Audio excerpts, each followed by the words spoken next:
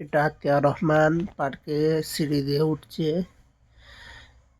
এটা হচ্ছে হরকানে ব্যাঙ্গালোর, এটা পার্ক শিবনগর পার্কে। আতিয়া রহমান সিঁড়িতে উঠার পরে উঠে পড়েছে, উঠছে আস্তে আস্তে নিজেই উঠে পড়েছে। উঠে উঁকি মারছে আমায় যে আপা আসবো কি আসবো না, কিন্তু চলে এসছে। এসেও ভয় খাচ্ছে যে নামবো কি নামবো না, দেখার চেষ্টা করছে। হ্যাঁ গো আপা। এবার দোলনা দুলবে বলছে, দোলনার জন্য নিয়ে চলে আসছে হলো। প্রত্যেকটা বাচ্চাদেরই উচিত ঘোরানো, একটু বাচ্চা বয়সে একটু আনন্দ করবে, ঘুরবে। এদের বাচ্চাদের যত সময় দেবে তত বাচ্চারা বুদ্ধি হবে, এবং যত ঘোরাবে তত ওদের মনটা ফ্রি থাকবে।